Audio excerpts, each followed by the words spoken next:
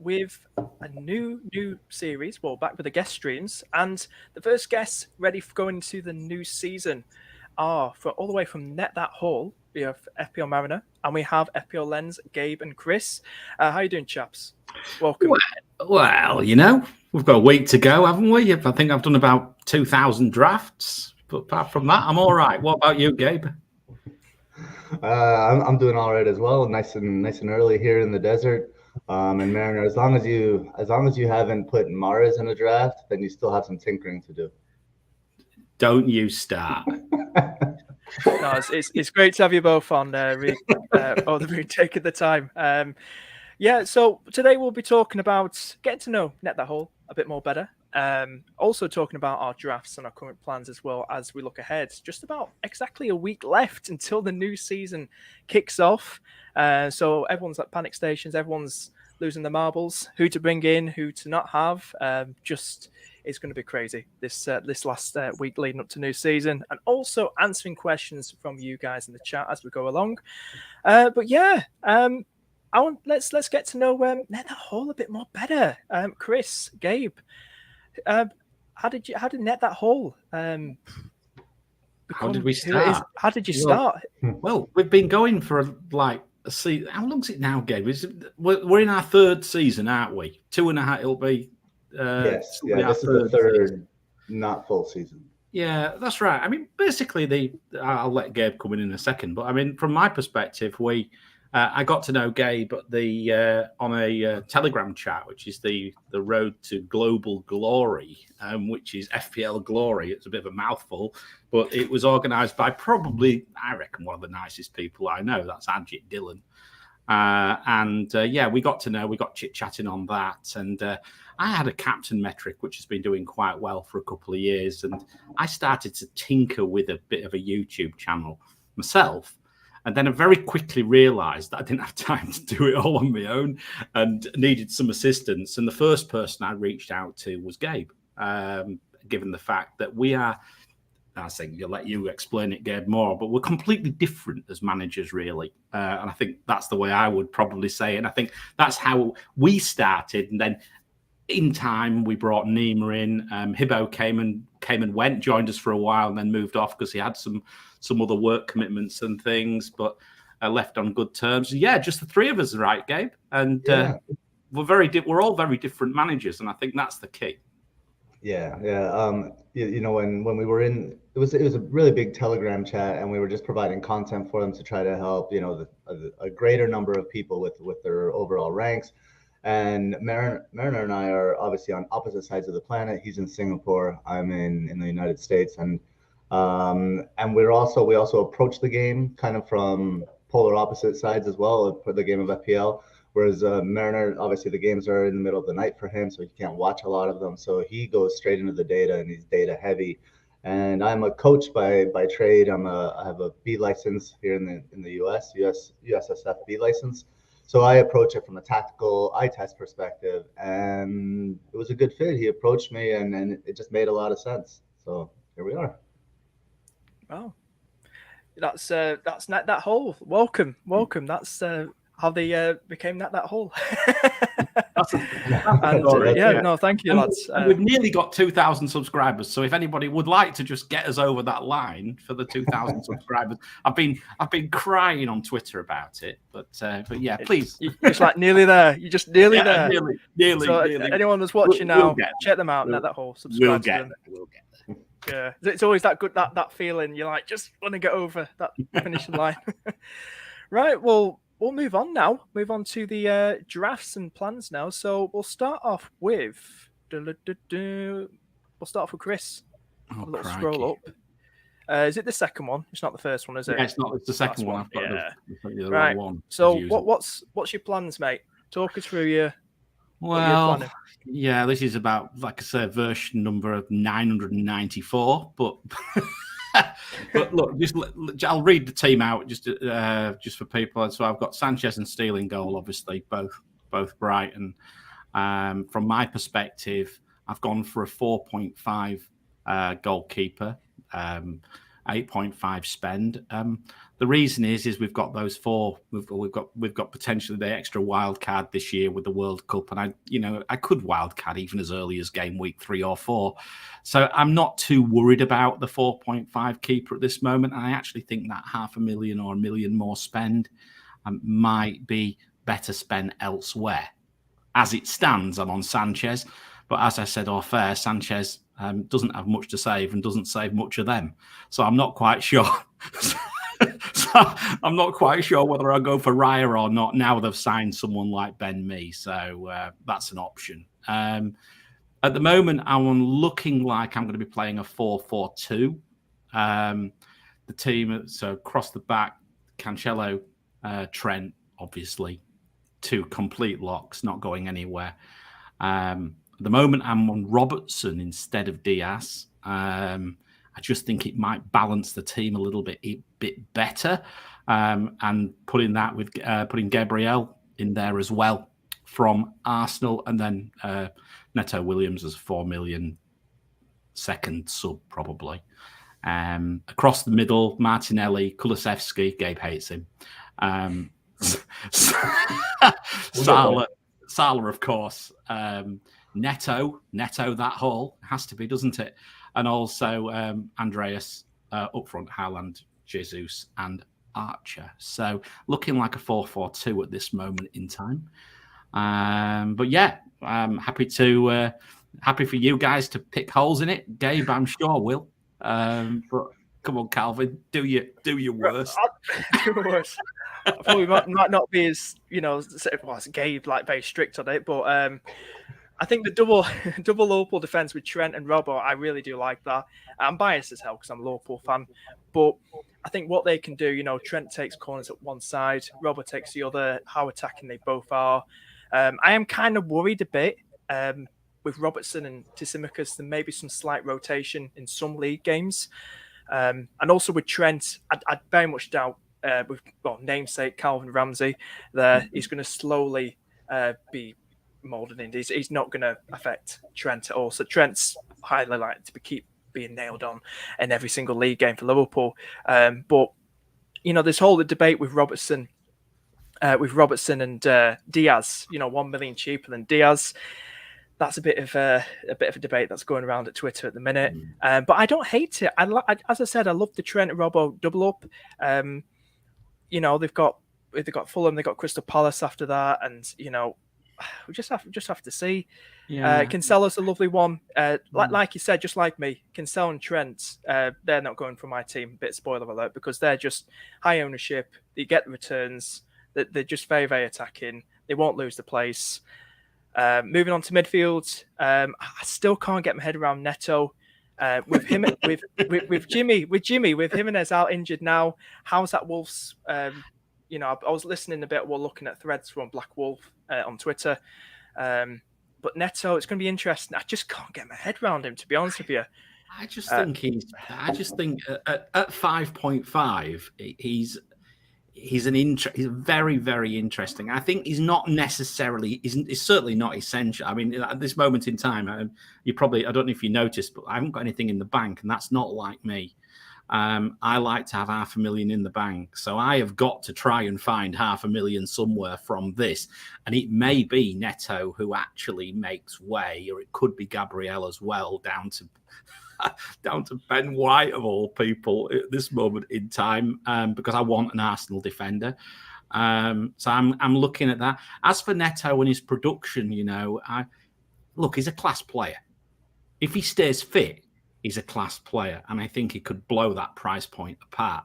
I also don't think their fixtures are too bad to start with, and I'm not too worried about Jimenez being missing. I mean, Jimenez is just since his injury, God bless him, he's not been the same, has he?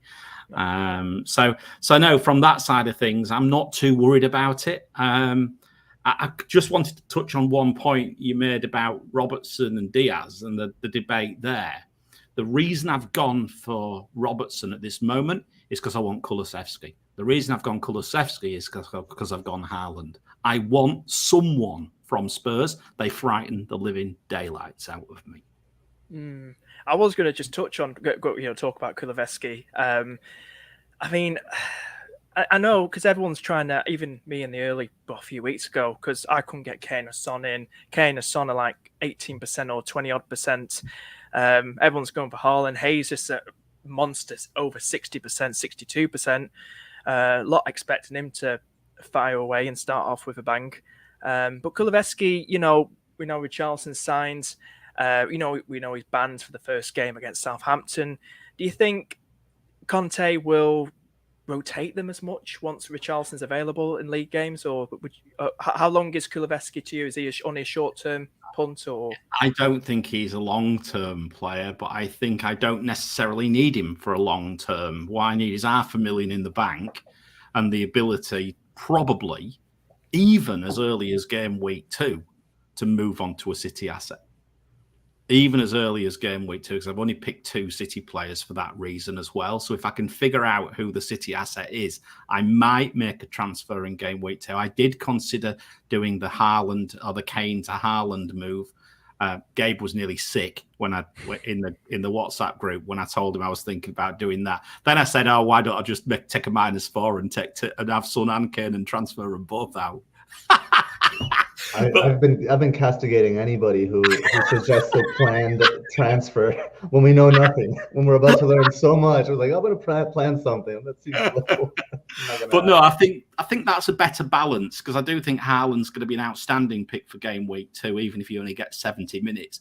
I think he could be an outstanding pick for game week 2. I think Kulusevski gives some protection against Spurs, not a lot. But, they are only 20% owned, each of them, and I still think Salah's EO was going to be very high game week 1 for captaincy. So that's a bit of it's a shield captain to start with for me. So before we get to Gabe's thoughts, before he absolutely rips this team to shreds, I can imagine. I'm so ready. Would you not consider maybe starting with, because I know some people are thinking this like myself, instead of going for Kulusevski, go for, as your Spurs attacking asset, go for Kane instead of Haaland, and then move Kane on to Haaland in game week 2? Would you not feel comfortable with that? And then Kane's, penalties. I have thought about it, but it's definitely locking a transfer in. And I think locking a transfer in is always dangerous. So I'm not against it. At this moment in time, I'm on Haaland. I think if I looked at the captaincy for the first few weeks, I think Haaland and Salah are absolutely fine. I think you can even get away with just captaining Salah. Not even one, but I wouldn't personally. But yeah, I am worried about not owning Kane or Son. But do you know what? If I really was worried, I'm more worried about Son than I am Kane. And really, the way that the structure which I'm setting up with is 1 premium forward and 1 premium midfielder for flexibility. I'm not going without Salah. I've messed about with drafts without Salah, but I ain't going without Salah. Right, talk about being worried. We've got a question from Combe. Are you worried about no Chelsea defence, or is it a wait and see? Maybe look at wildcarding from game week 5 onwards. I could wildcard earlier than that. But, who was probably the player who hurt me most last season was Reece James. He probably hurt me more than anybody. But Chelsea at this moment, there's some strange smoke signals coming out of Stamford Bridge, and I'm not 100% sure on them. The fixtures to start with are not. They're very good matchups, but I'm not mad on it. I feel I can go without them if I need to. I have tinkered with Robertson down to James and Diaz instead of Kulusevski. So I have tinkered with that as well. It's a tough one. It's very tough. At this moment in time, I think I will go without Chelsea to start with. I think. Okay. Right, we'll get Gabe's reaction now. What's your thoughts, mate, on Marinas' latest draft? I think you've mentioned a couple of issues with the draft so far. Kulusevski, is he going to be a 60-minute player? Is he going to be less when Richarlison comes into the fold? And what is Richarlison's role going to be? We don't know that yet. And you said you're looking for 0.5. I mean, if you go Robertson down to Perisic, for example, that would open up 1.5. You go Kulusevski to Luis Diaz, and you could even go Sanchez up to Lloris, and you go with a double Spurs defense in that. One that's going to get a ton of bonus points just because of the crosses. Perisic is an incredible crosser of the ball, and he's one of the best for shot creating actions. I think he's in the 96th percentile or something like that amongst defenders in the world for shot creating actions. So I expect him to get a bunch of bonus points. I think Lloris will also be a bonus point magnet. And then you go with the double coverage of Spurs defense. Then it softens that blow that you don't have a Kane or a Son. I don't think Kulusevski is the way to. It's just too much of a short term. Yeah, he is. He feels that way. The only thing I would say is that I actually prefer if he's going to start. If I get a sniff Doherty's going to start, I probably prefer him. Could do. Sure. I probably prefer him for $500,000 less. I'm not sure I'd spend an extra $1 million on a goalkeeper just for a few weeks. That's my. I know what you're saying. I think Lloris is he's a great keeper, and I think he's a great asset. But is he an asset right now when we are, when we're tight for cash and we're scratching around trying to find $500,000 here and $500,000 there? Given the fact players, there's half a dozen players in there just not going to shift. Jesus is going nowhere. Salah's going nowhere. Martinelli's going nowhere. Trent, Cancelo, nowhere. Those players. I think what I'd say for those premium goalkeepers is that they're nailed. And they won't be rotated. And we don't know that about any other player just yet. We have a good idea. Sanchez, isn't he? I mean, Sanchez is. I mean, goalkeepers. You're talking about their players, yeah. Yeah, the reason we go to premium goalkeepers because if Perisic gets, if he gets rotated at 60 minutes or something like that, it would be a surprise, but nothing that we could say that it's out of this world, right? So it nails down that premium defensive spot for 5-5, and but 5-0 Doherty could serve the same purpose as well. Just moving Robertson down and moving Kulusevski to Diaz. I think you can see where there's 4 or 5 little gaps where you can tweak it here, there, and everywhere. I mean, I was looking in the chat, Calvin. I see Jace is it. How knows Zinchenko? I was in Zenko, as he says. But from my perspective, the reason I've gone for Gabriel right now is because for the first 2 weeks, the headed matchups are extremely good.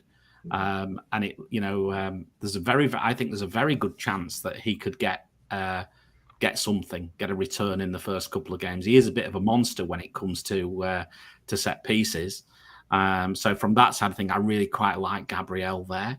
But yeah, I mean, Gabe, I think you've been very fair. I know you hate Spurs, but that did bite you on the ass last year. So you need to be. We'll get to now my you're going too far the opposite end. You've got 3. I'm in a program. I'm going to rehab, and you'll see when we get to my draft. I think it's working. I just want to touch on what Jay's saying about Zinchenko. To me, he's a wait and see at the moment. I think we need to see, because we know for Ukraine, his national side, he plays like a midfielder and he gets returns for the national side. Will he play that? Will he play like a CDM maybe for Arsenal? We saw him play left back in that 4-0 win against Chelsea because Tierney was still recovering from an injury, I believe. So it will be interesting to see where he is in Arteta's plans, Zinchenko. But for me, he's wait and see at the minute. But yeah, we'll move on. I do like him. Don't get me wrong. I like Zinchenko. I really do. He's a great option. Cool. We'll move on to Gabe's draft. Talk us through your latest draft, mate. Your plans, everything. I'd like to first announce that I have Kane in my draft, and he plays for Spurs. Just so I'm set up in a 4-4-2, and with my current draft, I have Mendy in goal. Trent, Cancelo on the back line, of course, like most people, nailed. Diaz and Zinchenko. I did go with Zinchenko, and I'll get to the reason why in a moment. My midfield 4 of Luis Diaz, Pedro Neto, Mohamed Salah, and Gabi Martinelli. And then front 2 of Kane and Jesus. My bench is Begovic, and then I have Bailey as my first bench, Archer, and Nico Williams. So I guess starting at the back, um, Mondi, he's just there for Chelsea coverage. I think it was I forget who. Colm was asking and worried about no Chelsea. I'm actually worried about Chelsea. It doesn't feel good having Mendy there. What I yeah. So what I'll probably do, the way I would change this is I might go for Ramsdale and then move out Martinelli potentially and go, yeah. And I'll get to that in a little bit. Um, let's see. So my backline. So the reason I went with Zinchenko over Gabriel, and I think it's a really tough decision.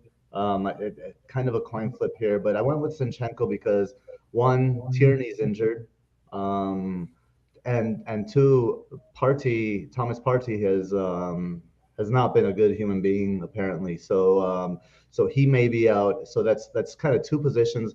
Although Zinchenko does play left defensive mid for Ukraine, and Partey plays right defensive mid for Arsenal. I'm not sure how Arteta is going to reorganize that squad if Partey indeed leaves.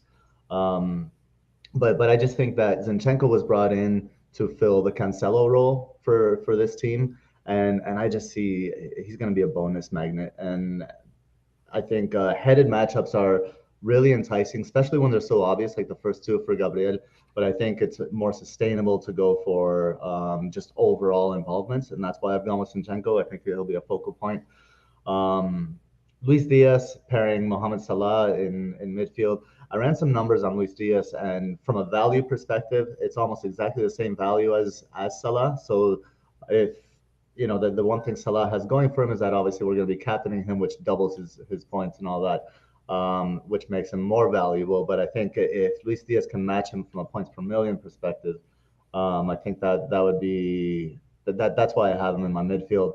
Gabi Martinelli, I think he's an obvious pick because he will be starting at the 11 spot at the left wing in the 4-3 in Arteta's 4-3-3.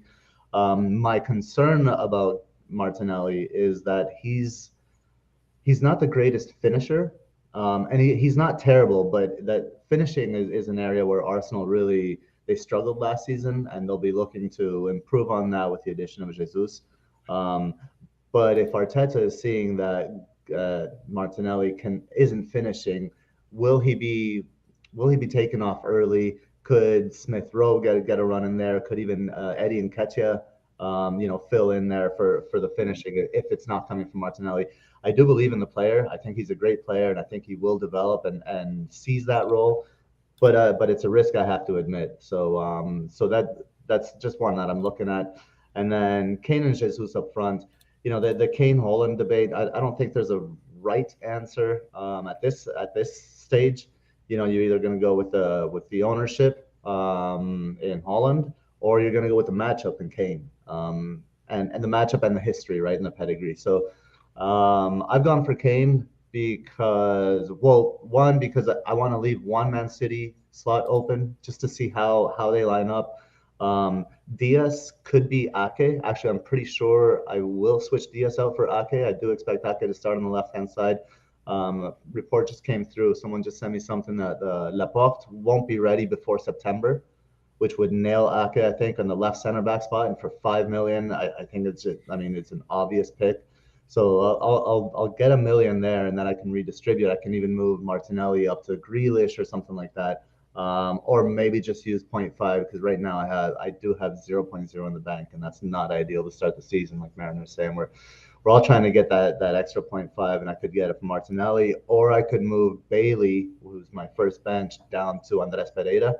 The thing is, I think Bailey is in a similar position as Martinelli and Neto, except he's on the other side, right? Bailey's on the right side, while the other two, I believe, are on the left. But I think he's starting in a 4-3-3 at the 11 he's at the 7 spot, Bailey. And the way Villa play, tactically, they like to create from their left side. So you have players like Luca Dean on the left side. You have Ollie Watkins on the left side. You have Coutinho who plays on that left side. Jacob Ramsey plays on the left side of central midfield. Emiliano Buendia plays kind of all over, but also plays on that left side. You see like all those creative players on the left side. And on the right side, you have speed, and that's Leon Bailey and Matty Cash. And they try to kind of break down that right side on the counter and on the break. And I think Bailey could see at 5 million, I think it's tremendous value if he holds onto that spot and while his hamstrings are in one piece. And if they play a 3. And if they play a 3, if they play the 4-4-2 diamond, then all bets are off. Villa assets are just absolute garbage. Do not touch them. Yeah, absolutely. Yeah, I like the double City defense. Diaz and Cancelo. Obviously, a lovely fixture turn after the West Ham game. You just mentioned Grealish about a minute ago. What's both your thoughts quickly on Grealish? I like to know, because I see a lot of people considering Grealish. I know he's a million cheaper than Foden and Mahrez, but Grealish, 3 goals and 3 assists last season. Are you guys like really tempted by him, or because I'm just like looking at people like, really, Grealish? Is he really going to get those? He got an assist and passed it to Haaland. It's a funny one, really, isn't it? It's a funny one, really, because I mean, the latest thing that everyone says is about drafts, and I don't hate it. Well, I don't hate Grealish. I don't hate the Grealish pick. Might not be a bad pick to start with, given probably Foden's one player who might not appear at the start of the season, given the fact he probably doesn't like needles and didn't go on a pre-season tour for that reason. Tough one, really. I don't mind the 7. It feels a teeny weeny bit punty, along with any midfielder for City, and that's why I see Gabe's done the same as me. Is only gone with 2 City. And I think that in the back of my mind, that is because I probably want to see which one is going to pop off, if you know, and I'm sure one will. God help me, even Mahrez, you know, and me and him have got previous. Yeah, I quite like it. I'm not sure on Cancelo and Diaz. I have done that. I think maybe if I was doing that, Gabe, I know you've mentioned Ake now, which probably makes this a bit pointless. I might have gone Edison instead for that 500,000 less. Even Walker, you could get 6 weeks. You could get 5 or 6 weeks out of Walker right now. You know, at 5. I get the feeling Ake is more likely to play left back with Cancelo right back than Walker is to play right back. Yeah, he does play left back, doesn't he? Yeah, he does play left back. Yeah, you're right. Yeah. But no, Bailey, I've got my doubts. I like Archer. I think he's probably the best 4.5. Yeah. Williams is the best 4, without a doubt. Like Neto, like Martinelli, like the Diaz and Salah. Well, I'm not complaining, Gabe. I quite like your team. Zinchenko, I can see why you've gone it. I may do the same. I just don't like Mendy. I don't like it.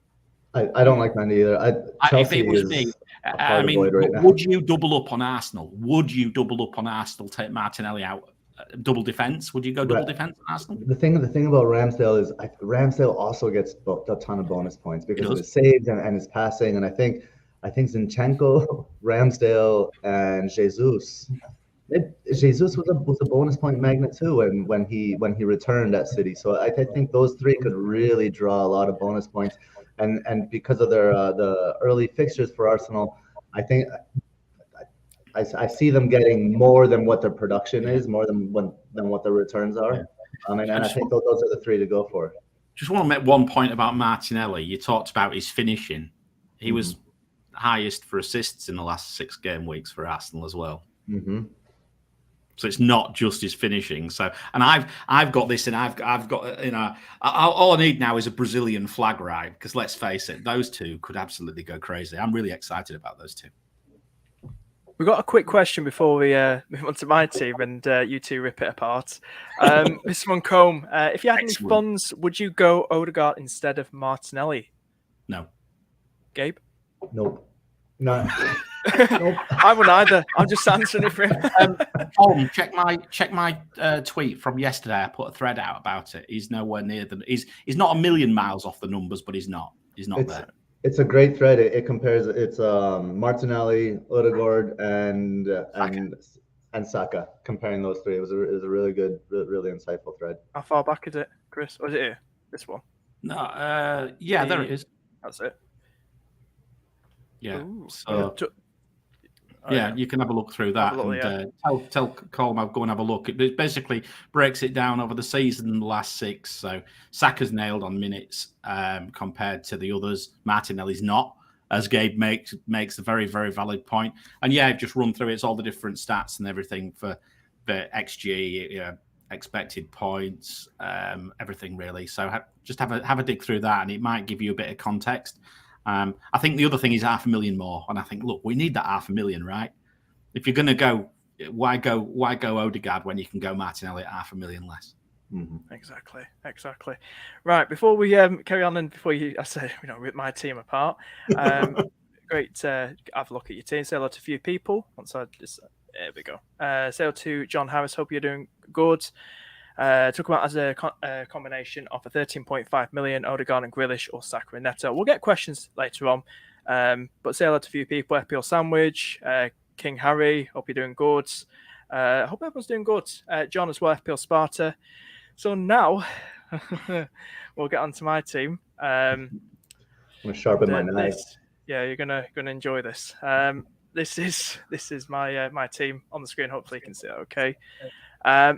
This is it. Nothing in the bank. Got Meslier in goal. I think Chris we're talking about him earlier. Trent, Cash, Cancelo, Martinelli, Salah, Maddison, Bailey, Mahrez, and Jesus and Kane up front. Any questions? And I'll be more than happy to answer them for you why I picked these players. Chris, Gabe, and if one of you guys go on. Who's going first? Gabe, you go first. I'll go first. I'm just checking Leeds' fixture difficulty so that I can rip him to pieces. I mean, that's where I was going to start. Historically worst defense. Let me get that keeper. But listen. They have built well in the summer. I know they lost Calvin. Namesake with a K. Calvin Phillips, Rafinha as well. 2 big names, but they brought in some good players. They brought in some decent players, and the way this manager's building this team, I think they could surprise us. I think there's big boots to fill with Calvin Phillips, Rafinha, but for the first 2 games, I don't hate the first 2 games. I know it's but go on, keep ripping it apart. I mean, one question I have is just why Cash over Dean? I think that's a good conversation because people are kind of split there on that decision, and I get it. I understand both reasonings, but tell us a little bit about that. Yeah, both same price. I was talking to a mate earlier. I was doing a little collaboration with him on Instagram. Cash and Dean, both same price. Luca Dean taking the corners or left side corners and 4 assists last season. Both are very good. Cash and Luca Dean, it's really hard to, if you were going to go for a Villa for those first 3, they might just bottle them all and lose 2-0 to Bournemouth, 2-0 to Everton, all that, and red card for Cash or Luca Dean. But I really want one of them. Luke, it's really hard which one to pick because Cash, we know how attacking he is. He just bombs straight up the field. He just tries to get into the box. He scores probably a wonder goal, something like that. Luca Dean, the benefit on him taking left side corners. It's a really hard one. It's like going back the whole debate: Martinelli, Saka, Kane, Son, Mahrez, Foden. It's a difficult one. It really is. But I've had Cash in. A Villa defensive asset in for good 2-3 weeks now. I just really like even the West Ham game. I might take a punt on. I think the way they're building their team now. They brought in, was it Diego Carlos? Gerrard's strengthening that team, that defense, and obviously the defense is probably much better than Leeds' defense. But I think it makes the midfield to me look more juicy. And the attack, and I think I'm putting so much money. I've got Cancelo and I've got Trent, but I'm pushing so much money into that midfield, and I think I'm getting really excited now on a 5-man midfield. But any more thoughts on any other players? I'll just look at. I mean, I don't mind Cash as a pick or Dean. Probably, I think again, Luca Dean. He's got previous with me as well, so I'm not quite sure about him, but. I don't know. I just feel that Villa are probably you're probably going to be moving one of them out. You're probably going to be moving him out. I would say. I'd say he's probably going to be moving out game week 3, game week 4. Possibly. Meslier is okay. I mean, home Wolves, away Southampton, but then home Chelsea, away Brighton. They're not easy. Mariner, if you don't comment on that midfielder, I'm getting to that. Right? Your boy. Yeah. Martinelli, obviously, I quite like the Maddison pick, but he's got their fixtures are like, dynamite or dog poo, really, in the first few weeks. See, I think Maddison's gone really under the radar. Yeah, no Europe at all, and they have a good games against Southampton as well. They usually really go at Southampton. I don't disagree. Brentford, Arsenal away, tough. Southampton at home, good. Chelsea away, tough. Manchester United at home, that's all right, or it was. Calvin,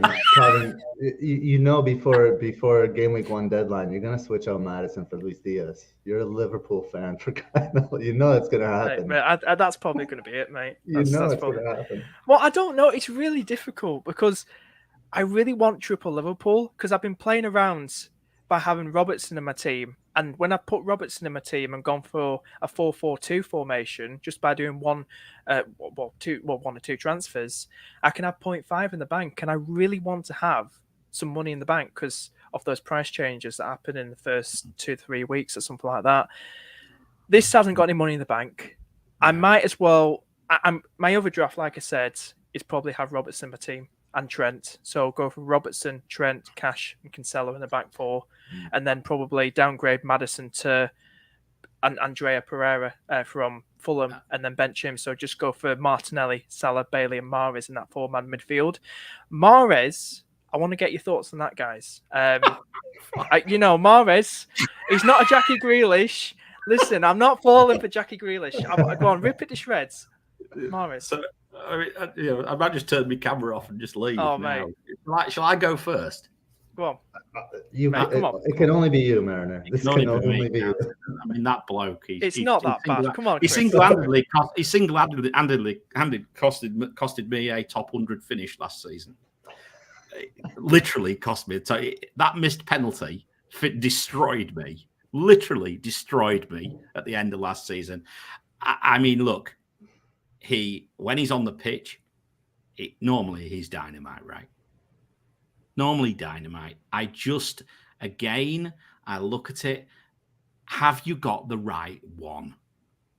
That's the thing, and that's where it becomes a tougher decision, really, for me. I've got nothing against Mahrez. I think he's a great pick. I think potentially he's a great pick, potentially a great asset. But can I be absolutely sure? No, I can't. And sometimes you can, how can I say this? You can force it. You can force FPL, can't you? And I got caught out forcing it last year with players like taking Ronaldo out for Werner and players like that in about game week 35. And that bit me on the ass as well. And so I'm very much now, at this time of the season, for me, it's about not necessarily taking too many risks. It feels a little bit punty. A little bit. I mean, look, I'm not saying it's awful, but I'm saying it feels a little bit. Pet rotation, 5-sub rule as well. I have not seen anyone. I think it's one of the first 3-5-2s I've seen drafts. It's just so exciting seeing a 5-man midfield. I just get all giddy about it. I don't know. I played with that for a while too. I think you hit the nail on the head. I think there's some value around 4.5. There's potential value there at 4.5 with players like Pereira, and I think that then allows you to do something else with your defense and this, that, and the other. I think is where I would probably go. I would also say with a double 4-0 defense. The double 4 million defense, that could get a little dicey as well. Oh, God. Yeah, well, that 100%. I didn't see the defense. No. There we go. Yeah. No, so what the plan is, like, if I decided to probably go Robertson instead of going like if I change back to a 4-4-2, Patterson's not going to be there. I don't trust Everton at all. I just put him there as a placeholder at the moment, Patterson. There's nothing wrong with Mason Holgate.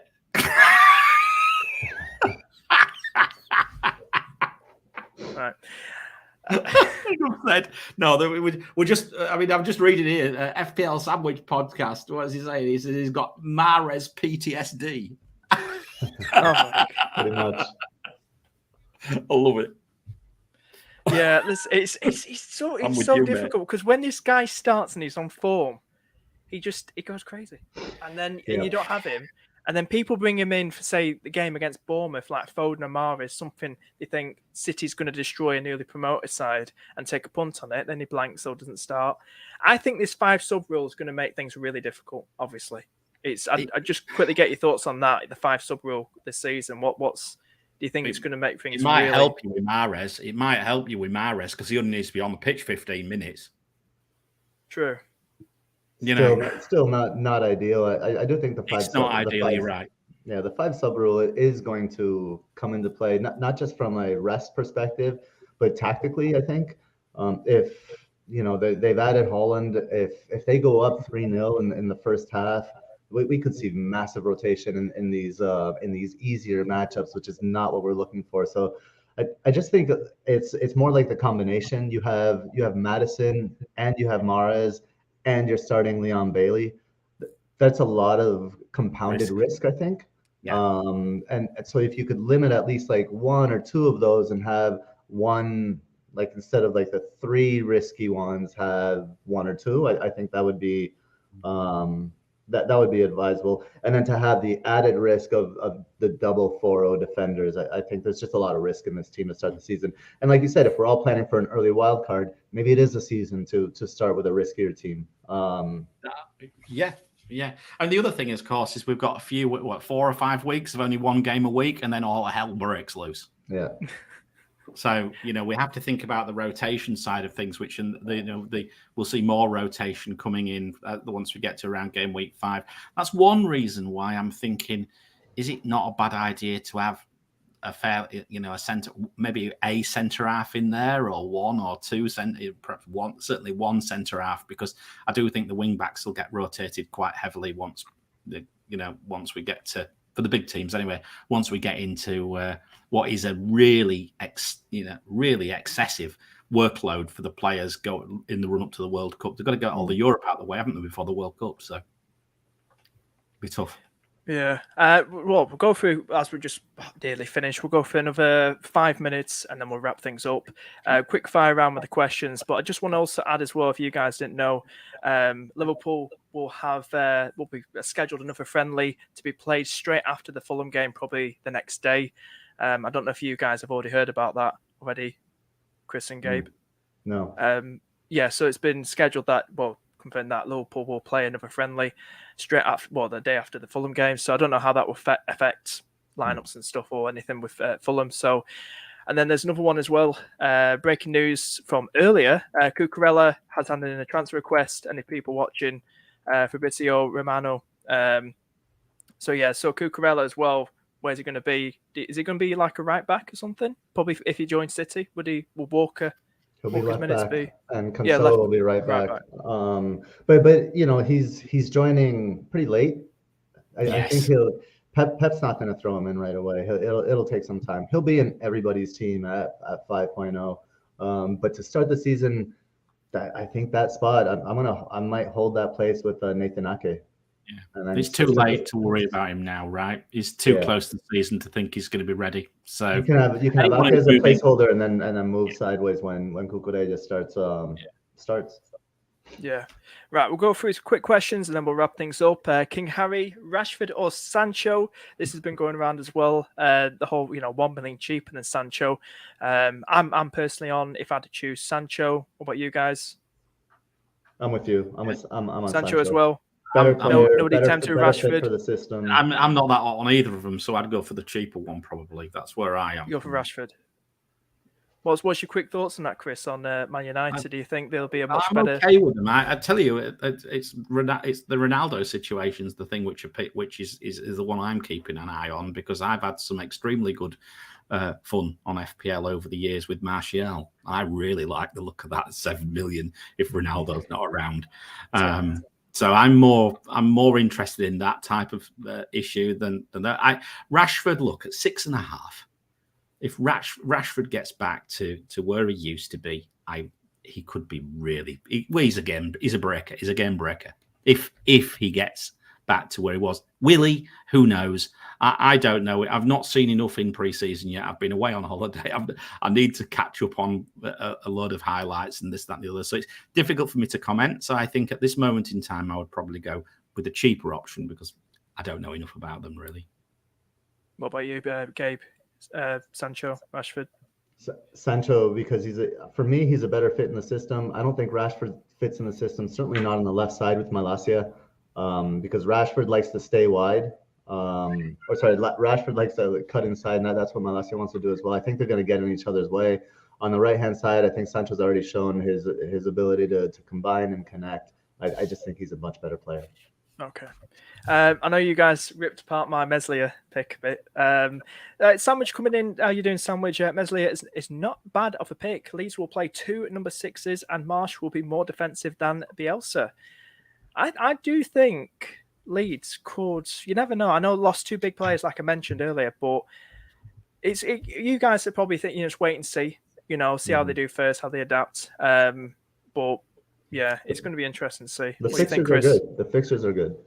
Yeah, the fixtures are. I mean, it's not too bad. I mean, look, the way I look at it is 4.5, isn't he? You're not expecting an awful lot out of him. If you can get to your first wild card, it's not too bad. That's why, in a sense, I've no real problem. The thing is which 4.5 is the one? We don't know, do we? That's the problem. There will be one. But we just don't know which one.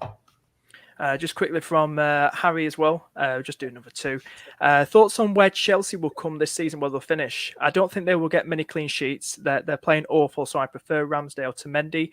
Where do you guys think Chelsea will finish? I personally think they'll miss out on the top 4. I'm saying that now. I personally think they'll miss out on the top 4. What's your thoughts, Chris? Difficult, I think, for them. I think it'd be difficult to get top 4 this season. What are you saying, Gabe? I still don't hate their assets. I really like Chilwell, James, love them both. But both for the attacking side, yes, they'll keep clean sheets. Probably not as many. What are you saying, Gabe? I mean, right now I would say 5th, but I think they'll turn it around eventually at some point this season. I think we're going to see them about mid-table until the World Cup, and then after the World Cup, you'll see them start climbing again, and probably end up around that 4th spot. Probably battling out. It'll be like the Spurs, Arsenal, Chelsea battling out for those two spots. Yeah. Agree. Right. Well, we'll wrap things up then now, guys. I just want to say thank you to everyone that's watched, and big thank you to phones ringing, going off the line now. I just want to say big thank you to my guests as well, as I was saying, to Chris and Gabe taking the time popping on. Great to hear from you guys. Net That Hole on YouTube and on Twitter. Go check them out. Get Net That Hole to 2,000 subscribers. I mean, the work they put in, absolutely incredible, along with Nima as well, part of Net That Hole team.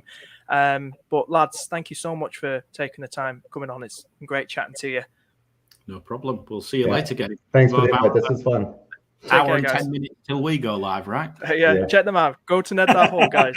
Subscribe to us. See you later, guys. Shameless plug. Go for it.